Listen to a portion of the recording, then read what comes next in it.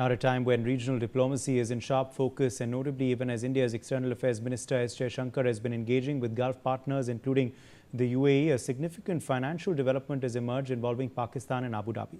Pakistan has confirmed that it is in the process of returning a $3.5 billion financial deposit to the UAE, while Islamabad has officially framed the move as a routine transaction under bilateral agreements. The timing and the context have raised important questions about the country's economic position and shifting dynamics in the Gulf. In a statement issued on the 4th of April, Pakistan's Foreign Office dismissed what it called misleading and unfounded commentary around the repayment. It maintained that the funds held with the State Bank of Pakistan were part of long-standing commercial arrangements designed to support Pak's economic stability. According to the statement, the return of the deposit is simply in line with mutually agreed terms following its maturity.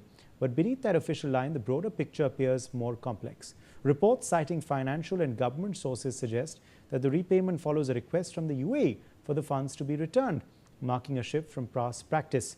Historically, such deposits were routinely rolled over, allowing Pakistan to maintain its foreign exchange buffers.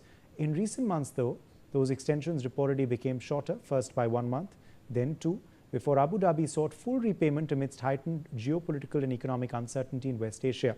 Pakistan is now expected to return the $2 billion by the end of April, with the deposit reportedly carrying an interest rate of around 6%. This is significant because despite Pakistan currently holding over $21 billion in foreign exchange reserves, the repayment represents a substantial outflow at a time when the country remains heavily reliant on external financial support. In fact, for the current fiscal year, Pakistan is estimated to require nearly $12 billion in rollovers from key partners, $5 billion from Saudi Arabia, $4 billion from China, and $3 billion from the UAE. The concern is clear. If one partner steps back or alters its approach, it could create a ripple effect, and that pressure is already visible. At the same time, Pakistan is seeking support from other Gulf partners. Media reports suggest that financial inflows worth $5 billion are expected from Saudi Arabia and Qatar, aimed at stabilizing reserves and easing immediate pressure. In fact, Saudi Finance Minister Mohammed bin Abdullah Al Jadaan met with Prime Minister Shehbaz Sharif recently, with discussions focusing on economic cooperation and regional developments. While no formal agreement was signed, officials said financial support talks had been underway earlier between the two sides.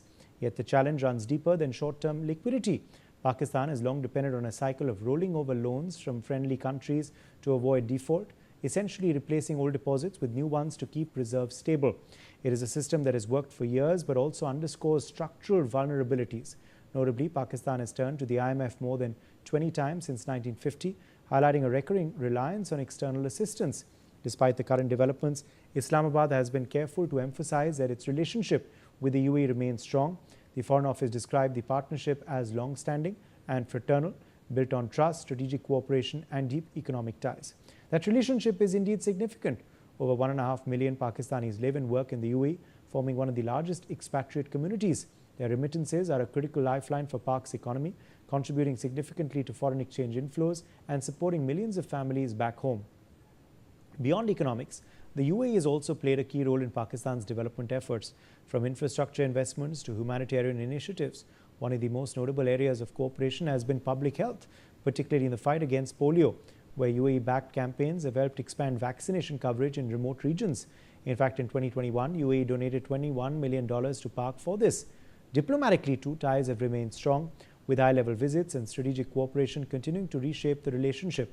The recent visit of UAE President Sheikh Mohammed bin Zayed Al Nahyan to Pakistan underscored the importance both sides place on this partnership. But as this latest financial episode shows, even long-standing partnerships are evolving. For Pakistan, the repayment of the $2 billion deposit is more than just a transaction. It's a moment that highlights the delicate balance it must maintain between external dependence and economic stability. And in a region where financial flows, diplomacy, and strategic interests are increasingly intertwined, every such move carries implications far beyond the balance sheet. Joining us live now on the broadcast is Amjad Ayub Mirza, POK human rights activist. Amjad Mirza, what do you make of Pakistan and UAE's current relationship? Well, the relationship between Pakistan and UAE is very uncertain, and UAE is very angry, especially they have yesterday made a complaint to Pakistan that why were they not included in the Islamabad talks. So things are not really going well between them, and it seems as if the Pakistanis who are working in UAE will be their visas will not be renewed for their work permits, and visas are not going to be renewed. So it's a crisis, a big crisis, and Pakistan is trying to get out of it. And what they did was, on the day of Islamabad talks, while the talks were being held in closed doors, Pakistan sent 13,000 ground troops and fighter jets, Air Force fighter jets to Saudi Arabia.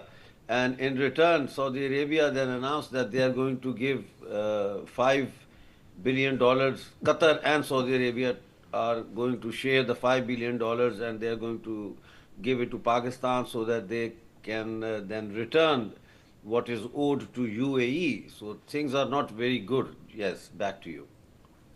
Yes, indeed. Also, the fact is that this is something that has come after years of bailouts and favors.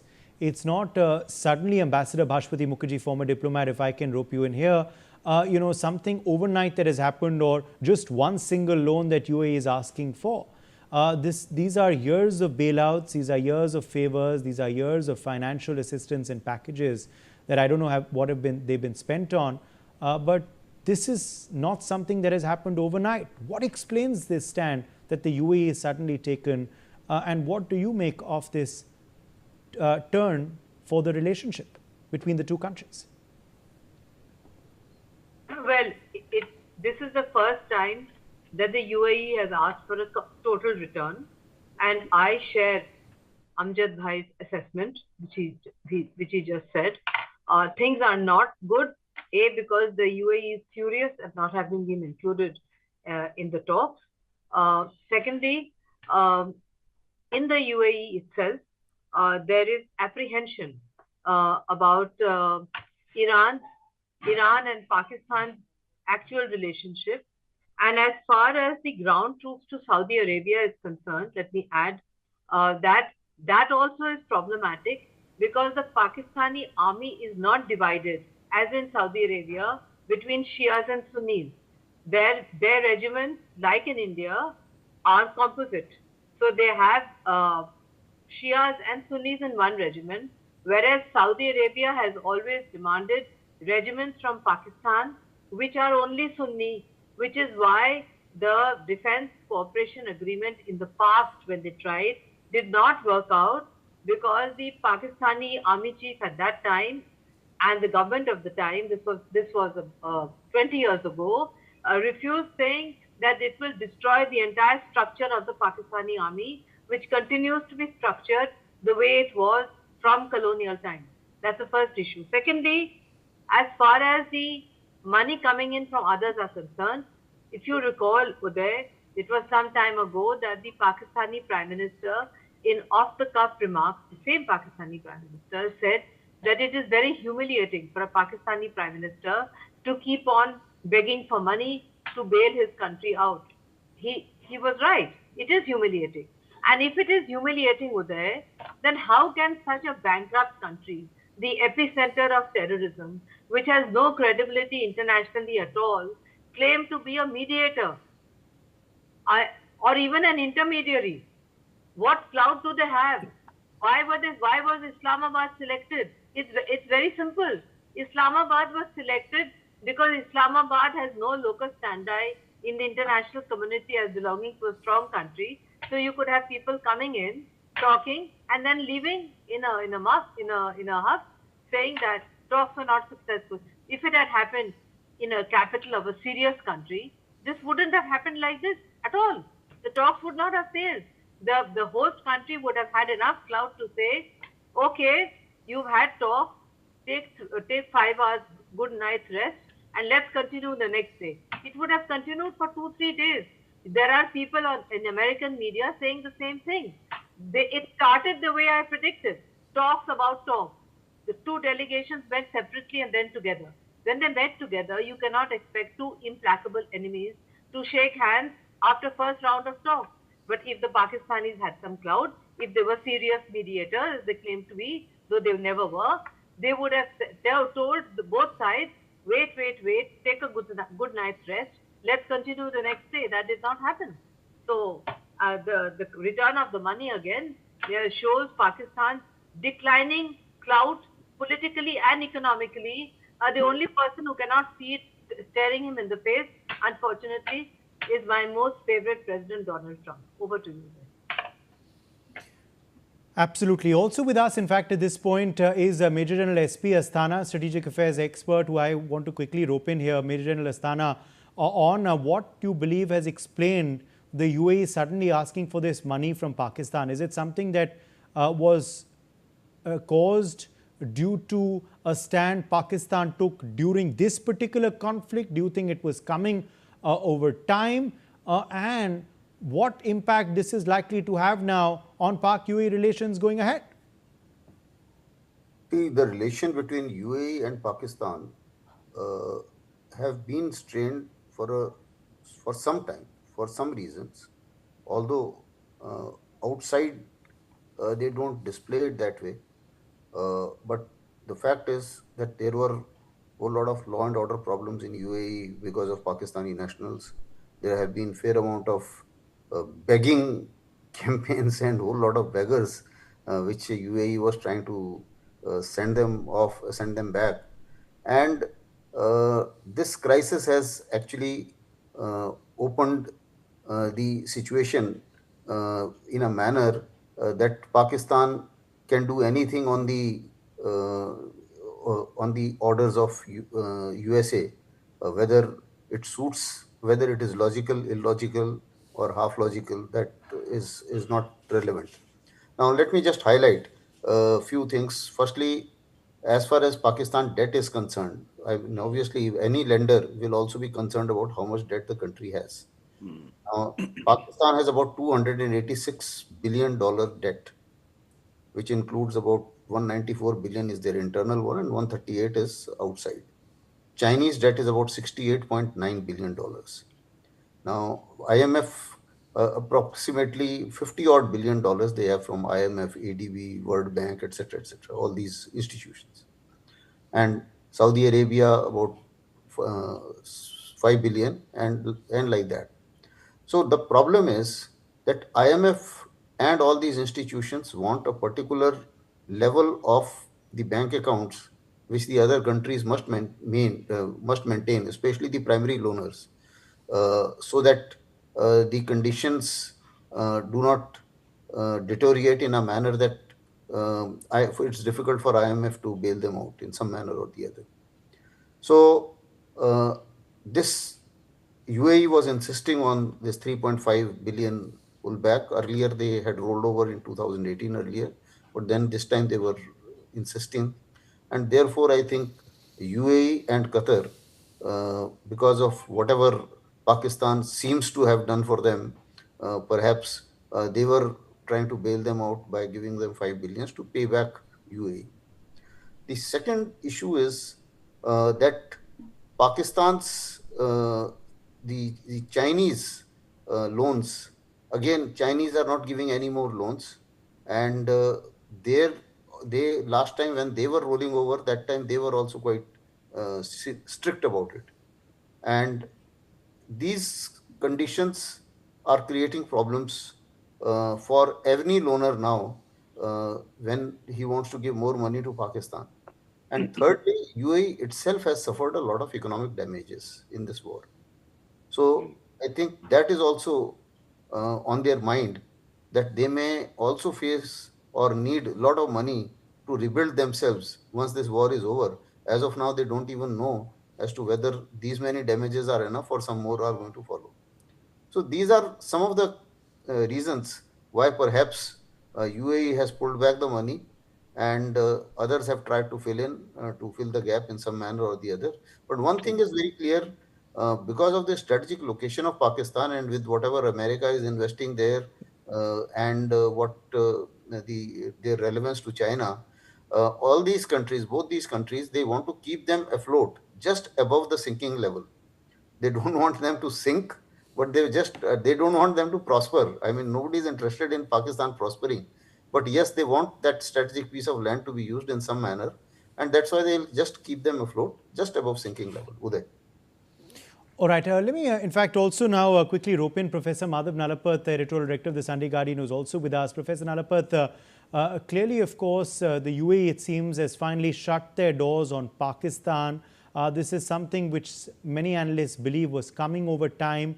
Do you believe this is something that has been a spur of moment decision, or was it building up, as certain other experts are saying, Professor Nalapath? Also, it's interesting that we're discussing this even as India UAE relationship is going to a whole new level with the External Affairs Minister's visit. Look, I'd like to say very clearly, I agree fully with one of the previous speakers who spoke about the fact that Pakistani individuals of Pakistan citizenship who are resident in the UAE, they are responsible for a wave of crimes, petty pickpocketing, and all kinds of other antisocial activities, which I don't want to basically describe on a channel where maybe minors also are listening. So from that point of view, I would like to say the UAE is not happy with Pakistan, and in the past also certain countries in the Middle East, sometimes Kuwait, sometimes other countries, they have in effect banned Pakistani nationals from coming there. They don't say it openly, but they just refuse to give a visa, that's all. Now the point about the Iran talk is Pakistan would have been the front foot. Azim Munir, Field Marshal, would have been the front foot if the Islamabad talks had succeeded. But it completely failed. The Iranians thought this is going to be like Obama. Obama talk lasted for 18 months. 18 months, at the end of which Obama sent them a plane load of money. And the difference is, as some people say, Trump has sent a plane load of missiles to hit Iran. That's the difference between him and Obama. So they sent a 73-member delegation to talk. But J.D. Vance is not a talker. He's a doer. He's got orders from the president. So he made it very clear. I'm not interested in this kind of flimflammery. Come to the point. What about the nuclear, isotopes that you have? Come to the point. What about reopening the Hormuz Strait? And they were stomachs. So they thought this is going to be under Obama. It will take a long time. Talk. And finally, Trump will come in and maybe even go to Tehran. And then Iran will be on the big stage. But the reality of the situation is that the whole talks are broken down. J.D. Vance spent less than 23 hours in Islamabad, less than a full day in Islamabad. That's what, frankly, the U.S. thinks of Islamabad. And I agree with the general that they have to keep Pakistan going somehow. But the problem in Pakistan is not external, but internal. The people in Pakistan are very unhappy, and they are creating issues. So that is what is causing problem in Pakistan. As far as the Iran talks are concerned, I think it is now very, very clear that Trump has no patience. Vance, on the instructions of Trump, had no patience. So he left very quickly, leaving the Iranians completely surprised, and the Islamabad host also completely surprised. In my view, there is no solution to this particular issue except military. Either use overwhelming force and ensure that the Strait of Hormuz remain open in case efforts to get it open in a congenial manner fail. And I think that's the only way out. And more or less, the Iranian intransigence is leading basically to a military solution. But there has to be a quick solution. But the whole world is suffering, including the US, including India, because of this situation. Now, you correctly said that India has got good relations with the entire Middle East. Why? Because the Indian diaspora is the most well-behaved. The Indian diaspora is among the most hardworking, and they are law-abiding citizens, and they respect the local laws and local customs. And that's the difference between them and Pakistan. And that's why India is popular. India is popular because of the Indians in the Middle East, and Pakistan is unpopular because of the Pakistanis in the Middle East. And as far as Iran is concerned, well, this is no Obama. They understood that lesson. They understand it quickly. They will reopen the Strait of Hormuz. If they don't understand it, well, they're going to suffer the most. Thank you, Uday. Appreciate all of our guests joining us with your perspectives on this big story. We'll be keeping a close eye for the time being, slipping into a very short break.